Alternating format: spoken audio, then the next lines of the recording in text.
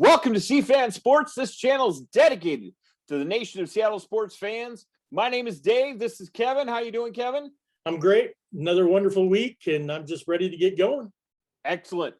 As always, please hit your like button, hit your subscribe button, leave us comments. Good, bad. Kevin's not a fan of the bad. This week, Kevin, we were called gluttonous cretins. I don't know. I like food. I could be a cretin. I can't answer that question, to be honest with you. But that's what we are called, as gluttonous cretins. I'll take it, run with it. Exactly. All right, Kevin. I love food, and I don't really care. Right? Anyhow, let's get into some Seahawks talk. Let's do it. So Kevin, as always, I like to start out with a little story. So when the time came that I needed a new vehicle, I went down to the Jeep dealership because, of course, I live in the Pacific Northwest, where there's snow and rocks and all kinds of things. And I went to the Jeep dealership, and I had a couple choices in front of me, Kevin. I had a Rubicon, or I had a Renegade. Now, a Rubicon's beautiful. They're big, beefy. They're gonna go just about anywhere. But Kevin, I also drive 45, sometimes an hour to work every day, and then an hour back. So I had to look at the practicality of having something fun and big versus a four-cylinder. It's going to give me good gas mileage. Okay. I had a budget within to work within. Now, it seems like John Schneider's got himself, he's kicking the tires on a Rubicon right now, Kevin. He's walking around it. He's looking at it. He's kicking the tires. The salesman walks up and says, "All right, are you looking at the Rubicon?" "No, I'm just looking. He's been on the phones with Atlanta going, "What would it take? Maybe a fifth rounder, sixth rounder." I mean, Julio already told you he ain't coming back. Well, he didn't tell you. He kind of told the media, "I'm not coming back." And then he's like, "Oh, you're on live TV." And he's like, "No, gotta go." But the simple fact is that Julio's out there, and for all intents and purposes, he's kind of the Rubicon of this situation. It would be nice to have. It'd be a luxury to have. It would be a great third option to have. However, I think it just wouldn't be practical for our team's needs, considering we already have a Julio. And next year, we're going to be trying to restructure that contract. Do you want a guy in there that's going to be looking at another guy going, I want 22 to 25 million? Kevin, what do you think? Well, I think he's already going to want that, for number one. Number two, I also believe that if you can get a Julio Jones on your team, then you got to make every effort you can to tie that up. I know he's been injured. I know he has his own issues. I know he makes a lot of money, but he is a difference maker on any team. Absolutely. And Kevin, let me ask you this then. Did we waste our second round pick? Our only pick this year, our pick that we have, is he going to be able to touch the field this year if we bring Julio in? No. That's wasting that kid's potential. We brought him in for this reason. I'm still saying that anytime you can pick up a Julio Jones, you have to do whatever you can within reason. It's got to make sense to pick this guy up. We talked about Jamal Adams, and we are 100% all supportive of the 2 first-round draft picks they gave up, the 3rd-round draft pick they gave up, and everything else that they had to give up. So what if we have to give up a 2nd round? Would you take Julio Jones for a 2nd-round draft pick?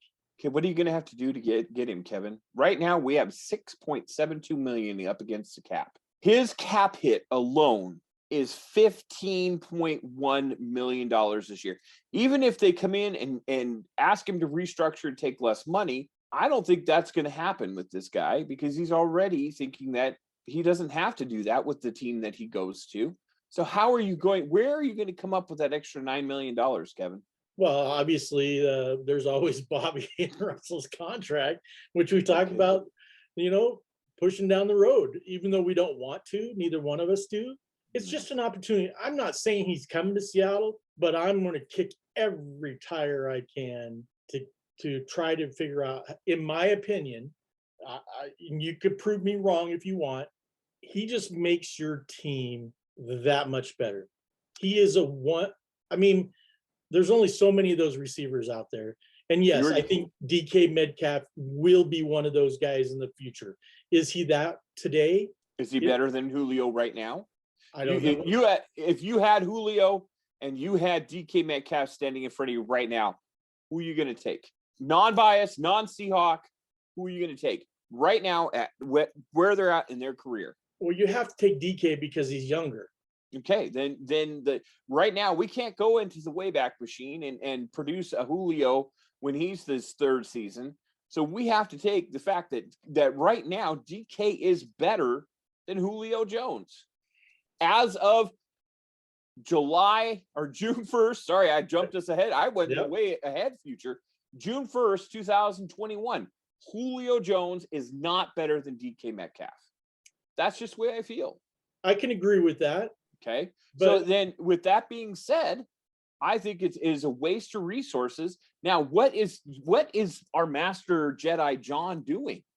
Could he be actually in this negotiation to drive up the price for San Francisco? Could be. I don't want San Francisco to get him. I don't think we're going to have much choice because they have the cap room. They have the draft picks.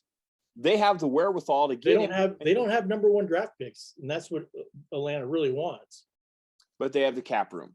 I mean, they have the cap room, and not only that, but their head coach has worked with Julio and would love to work with him again. So I think that they have all the motives. And right now, it doesn't sound like they're getting a first-round draft pick for Julio. So it's going to be a second. It's going to be a third. And who knows what and then but there's my point. If you can get Julio for a second or third round draft pick, why would you not do it? If we have to restructure somebody's contract, have to get rid of somebody, I honestly just think he makes Kevin, every team better. But how many you right now? Last week we got on here when we didn't realize that Julio Jones was going to be available, or didn't think that Seattle would have any interest, and we felt good about Gerald Everett. We felt good about Eskridge. We felt good about Lockett. We felt good about DK. We feel good about Freddie Swain. Okay, and I think taking the ball out of those guys' hands and putting it into Julio, who Julio only played 9 games last season, and guess what, Kevin? That odometer clicked on another year. Right. Yeah, I'm not saying he's going to be healthy all year. I'm not. I mean, we know his track record. That's the gamble you have to take. I'm just saying that if a Julio Jones is on your team, he's going to make your team better. Well, I tell you what, folks, do you believe in my opinion with Kevin or with Kevin? Sorry, do you believe? Who do you decide with, Kevin or Dave? Put your comments down below. Let us know. Are you team Julio or do you like things just the way they are because it's just going to cost too much money? Now, Kevin, he's also kicking the tires on a little cornerback out of New England as well, little Stephon Gilmore. Mm-hmm.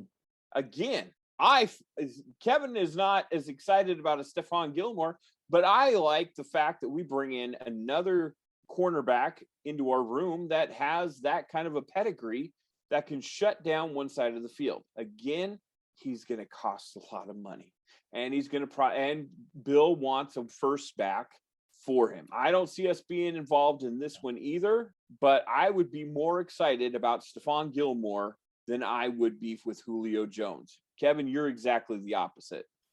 I'm not the exact opposite. I mean, if you could get Gilmore on your team too, I don't know. I would try. Kevin's like, talent's talent. You can't get both. That's for sure. No. So I believe that we have a better cornerback group than we do a wide receiver group. I believe that we. I don't know. Even Michael Bumpus says that Seattle has the best wide receiver core in the NFC West. Oh, okay. I'm sorry. You said okay. I thought you had it backwards. I think Seattle has better wide receiver core than we have a cornerback core. Correct? Well, I think it actually has a better corner than wide receiver because I still think we're missing. We have unknowns on our third receiver. Gotcha. I mean, our second round pick, Eskridge, has all the potential in the world, but is he going to be a quality receiver. Mm. So we have 1 and 2. And there's And no Gerald, doubt about one Gerald and two. Everett doesn't factor in there at all. Gerald Everett does factor in there because I believe they're going to use him more. And we've talked about this. However, the wide receiver group, we have a 1 and 2. We do not have a 3, in my opinion. I would like to say we do, but until it's proven, I don't see it. Where Julio is a proven receiver. Wait, we just circled right back to Julio. Kevin I know, cannot but get off. Kevin is but that. I'm saying though, with Gilmore, boy, I mean, if we're out of the Julio, we gotta go after this. He would make our team better. I'm not arguing that. I think that it would be something that would rather do. I'm just saying that if I had my choice, I like Witherspoon. I like DJ Reed. I like some of those guys we have that we haven't even really talked about. Trey Brown, yeah. Trey Brown and the other guy, we have 2 other guys on our team that are veterans. Pierre Desir, yeah, absolutely. So Trey I Flowers. believe we have the cornerback depth. Do Mhm. we have a Gilmore? No, we don't. Mm-mm. Would our team be better with them? 100%. I'm not arguing that. I think that our biggest need of those 2 positions would be the wide receiver position. That's all I'm saying. I would like both of them. I honestly, Kevin, I don't think we're going to be in either one of those sweepstakes. No, I think what John is doing is John is tucking his money under his mattress, and I think John is like, somebody intriguing will be cut between now and the start of the season. Correct. And that will be the guy that we're going to go after. I can't even give you a position. I don't know whether it's going to be defensive tackle. I don't know whether it's going to be a defensive end. I don't even know if it's going to be a running back. I can't answer that question. I mean, Todd Gurley's floating around there in space. Yeah. I don't know. He might look good in Seattle since we do have Shane Waldron. Who knows? And last week, I would have argued that I would prefer an offensive tackle. I'd rather have Morgan Moses than Julio Jones and Gilmore, in my opinion. I read something interesting today, Kevin. Speaking of Morgan Moses, he's visiting the Chicago Bears today. Guess who the Chicago Bears would cut maybe if they brought Moses in? A little guy by the name of Fant. Remember him? Oh, George. Yeah. So something I read. Don't know if that's going to be the case, but again, it's a thought. So again, if you think that Kevin is right and that we're going to spend some money and go after one of these high-profile guys, let us know that you agree with Kevin. If you think that I'm right and that we're going to tuck our money under our mattress and we're going to go with somebody else, I think that, leave that comment down below as well. But I do appreciate all of you guys out there watching us. Continue to watch us. You have a wonderful evening. Kevin, do you have any last thoughts before we sign out of Seahawks Weekly? Yeah, I do. Oh, boy. He always does. Few things I've been reading have been 100% positive, in my opinion, on our new offensive coordinator, Shane. Okay. Little Shane Waldron news. Everything I've read has been outstanding. And he believes in an up-tempo offense, which is only going to create a role with Russell, because Russell's always been good in the no huddle offense, the hurry up offense, up tempo offense, whatever you want to call it. If we can get an offensive coordinator that is thriving in that system and pushing, he's going to play to Russell's strengths. Yes, and then you get Jared Everett, you get the weapons that we already have. I think that he was the best pickup we made all year. I agree with that. I think the whole concept of 3 yards in a cloud of dust is something that we have to move away from, and they move to a better, more strategic run game. I don't think Seattle will ever get away from the run game, but a more strategic, where you're not looking at the TV going, okay, this is going to be an up the gut. This is going to be a B gap run. Right. I mean, I can almost call out the play that's going to happen in my living room. I'm no genius. I'm a gluttonous cretin, but I'm no genius. Knowing that is what's going to happen, that Chris Carson is going to get stacked up 2 yards into the line of scrimmage, and we're going to be at 2nd down and 8. Yep. I really think a more inventive offense that's up tempo, that's going to spread the defense, Yep. and give Chris Carson the running lanes that he needs, and then the quick hitches, the quick slants, things that Russell's going to need. I think this is what's going to drive this offense into a new millennia for what we're looking for. Yeah, Dave, you and I have been friends for forever, and we've always, I mean, really in the last 6-7 years, we've talked about it. Mm-hmm. Why do we play 3 yards in a cloud of dust? Yeah, 3 yards in a cloud of dust. Why do we play, slow ball offense for 3 quarters and then all of a sudden kick it in and rely on Russell to win the games? It never made any sense to me. I think with Shane Waldron, if he can create the offense that I think he can, and that everybody I hear is saying that he is doing, we're going to be ahead in the first quarter, not the third or fourth quarter. I mean, it's going to give us an opportunity to play football to Russell's strength. I agree with all of that, Kevin. But let me ask you this. And I know I tried to sign this off for a few minutes ago, and we've kind of got a little bit of a discussion going on here. We're bringing in this new offense, correct? Correct. That Gerald Everett knows, but nobody else on the offense pretty much knows it. Don't you think that would incentivize the guys to come to these OTAs to learn? Yeah. We had the lowest turnout for OTAs in the National Football League. I'm a little disappointed. And if we get it 2, 3, maybe 4 games into the season and it's not clicking, I'm going to point back to 6-1 at 7:02 p.m. and say, the reason we're not clicking is because everybody stayed away from the facility during the OTAs. They need this time to get this new offense so that they can understand what's going on. Because from what I understand, it's a little bit more complex. Yes. And if you listen to Tom Brady, what Tom Brady said is that he didn't really understand the playbook in Tampa until 9-10 games into the season. Right. Well, when did Tampa start turning it on? 9-10 games into the season. Exactly. Now, Russell needs this time, and he's not taking advantage of it. I agree with that. Russell is in conversations with Shane and Pete, and he's just a workaholic. I mean, he's learning the playbook. He's learning everything he needs to do. He's just not in the building. Yeah. Well, and Seahawks, they are one of the few teams that decided that they weren't going to make it mandatory OTAs because of COVID. So they get what they sow. Well, Kevin, my hackles are up. I've spit some truth here. We'll see what sticks on the screen, and maybe Russell comes out and says, "Dave, you're dumb.